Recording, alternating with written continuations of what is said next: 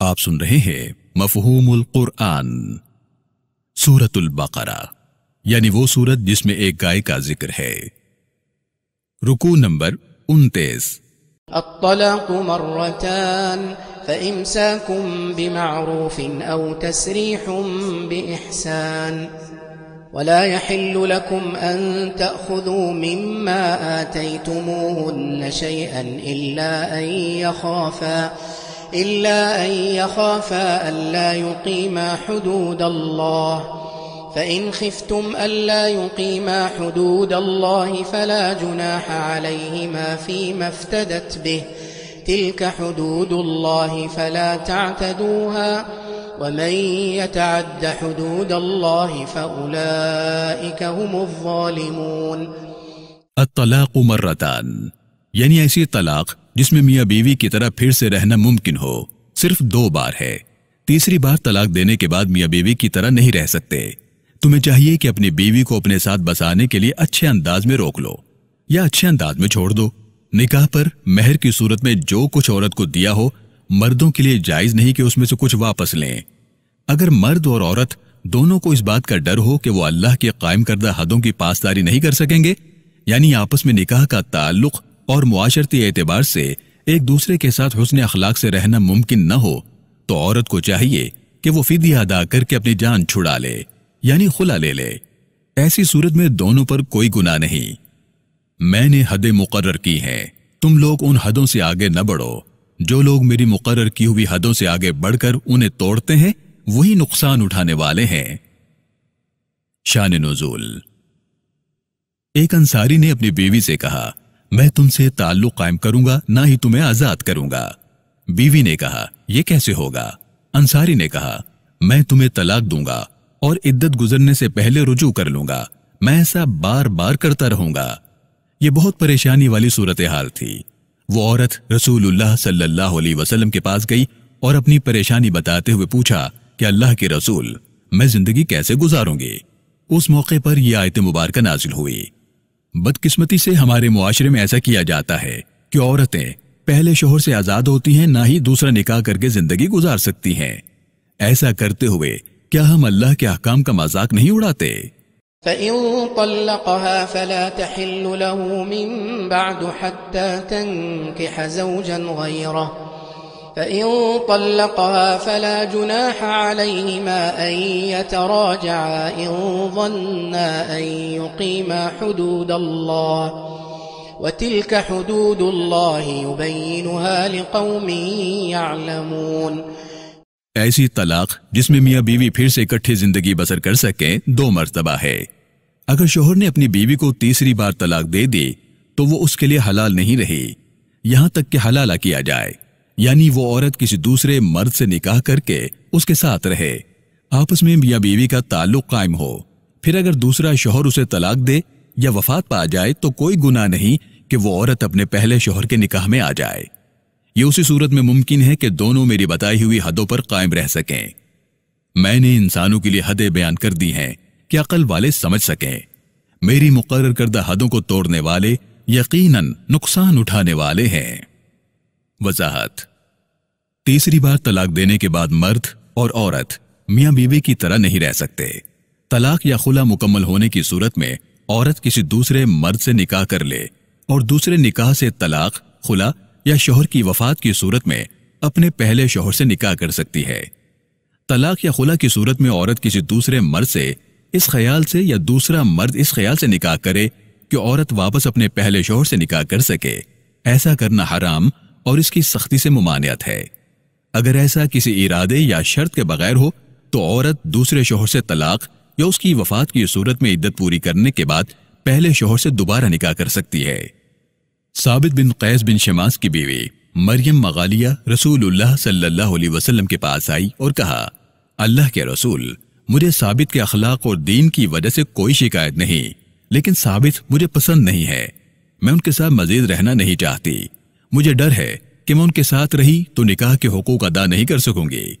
رسول اللہ صلی اللہ علیہ وسلم نے فرمایا، کیا تم وہ باغ ثابت کو واپس کرنے کو تیار ہو جو اس نے تمہیں نکاح کے مہر کے طور پر دیا تھا؟ مریم نے کہا، جی ہاں۔ رسول اللہ صلی اللہ علیہ وسلم نے فرمایا، ثابت اپنا باغ واپس لو اور مریم کو طلاق دے دو۔ ثابت بن قیس خوش شکل نہیں تھے اور مریم نے ثابت سے خلا کا مطالبہ کیا تھا۔ رسول اللہ صلی اللہ علیہ وسلم نے مریم مغالیہ سے مہر میں ملنے والا باغ واپس کرنے کا اس لیے کہا کہ ثابت بن قیس کی طرف سے اپنی بیوی سے کوئی زیادتی یا حق تلفی نہیں تھی۔ مریم کو ثابت کی شکل پسند نہیں تھی۔ یہ اسلام کی تاریخ کا سب سے پہلا خلا تھا۔ کچھ تاریخ دانوں کے مطابق ثابت بن قیس کی بیوی کا نام حبیبہ بنت سہل ہے۔ شان نزول۔ عائشہ بنت عبد الرحمن اپنے چچا زاد رفاہ بن وہب بن عتیق کے نکاح میں تھی۔ رفاہ نے عائشہ کو طلاق دے دی۔ عائشہ نے عدت گزرنے کے بعد عبد الرحمن بن زبیر رضی اللہ عنہما سے نکاح کر لیا۔ عبد الرحمن نے عائشہ سے تعلق قائم کرنے سے پہلے ہی انہیں طلاق دے دی۔ عائشہ بنت عبد الرحمن نے رسول اللہ صلی اللہ علیہ وسلم سے پوچھا، اللہ کے رسول، کیا میں رفاہ سے نکاح کر سکتی ہوں جبکہ عبد الرحمن بن زبیر نے مجھ سے تعلق قائم کیے بغیر ہی مجھے طلاق دے دی ہے؟ اس کے جواب میں یہ آیت مبارکہ نازل ہوئی۔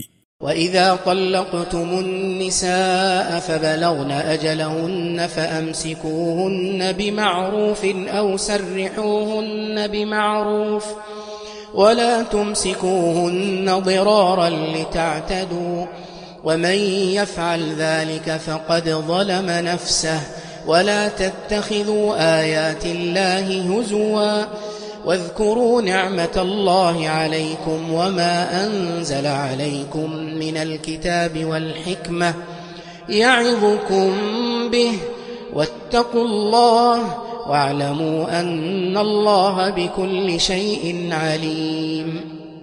اگر شوہر اپنی بیوی کو طلاق دے تو اس کی عدت ختم ہونے سے پہلے یا تو اسے اچھے انداز میں روک کر اپنا گھر بسا لے یا اچھے انداز میں اسے چھوڑ دے۔ عورتوں کو تکلیف دینے کی غرض سے روکنے والا میری حدوں کو توڑتا ہے، میری حدود کو توڑنے والا ظالم میری ناراضی مول لیتا ہے، ایسا کرتے ہوئے خود پر ظلم کرتا ہے۔ میری آیتوں کا مذاق نہ اڑاؤ جو میں نے انسانوں پر مہربانی کرتے ہوئے نازل کی ہیں۔ میرا احسان یاد رکھو جو میں نے اپنا نبی تمہارے درمیان بھیج کر تم پر کیا ہے۔ میں نے تمہارے لیے کتاب و حکمت نازل کی۔ میں انہی آیتوں کے ساتھ تمہیں نصیحت کرتا ہوں جو حکمت سے بھری ہوئی ہیں۔ مجھے اپنا مالک مان کر، مجھے اپنی شہرت سے قریب جان کر یاد رکھو، میں سب کچھ جانتا ہوں۔ وضاحت۔ عدت ختم ہونے سے پہلے بیوی کو گھر بسانا اسی صورت میں ممکن ہے کہ اگر ایک یا دو بار طلاق دی ہو۔ یہاں اللہ کے احکام سے مراد قرآن، حدیث، حدیث قدسی، رسول اللہ کے احکام اور اسلامی فقہ مراد ہے۔ یہ تمام چیزیں قانون اور حکمت کا سرچشمہ ہیں۔ آگہی۔ یہاں سورۃ البقرہ کا 29واں رکوع مکمل ہو گیا ہے۔ اس رکوع میں 3 آیات بینات ہیں۔ اب ہم اس رکوع میں آنے والے نئے الفاظ اور اصطلاحات کو سمجھنے کی کوشش کرتے ہیں۔ خلا۔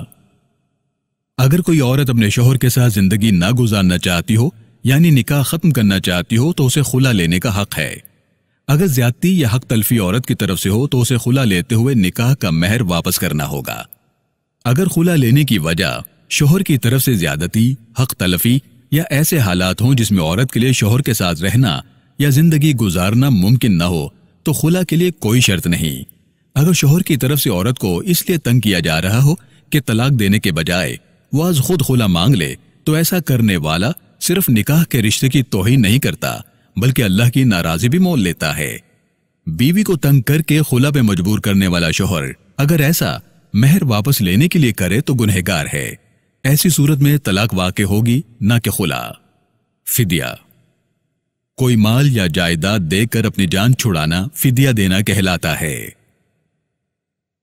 طلاق مرتان۔ 2 بار کہی یا دی گئی طلاق طلاق مرتان کہلاتی ہے۔ سب سے اہم بات یہ ہے کہ اس صورت میں میاں اور بیوی دونوں کے پاس یہ گنجائش باقی رہتی ہے کہ علیحدہ ہونا چاہیں یا دوبارہ گھر بسانا چاہیں تو بسا لیں۔ طلاق کو جائز اور حلال ہونے کے باوجود رسول اللہ صلی اللہ علیہ وسلم نے ناپسند فرمایا ہے۔ طلاق سے معاشرے پر برے اثرات پڑتے ہیں۔ حلالہ۔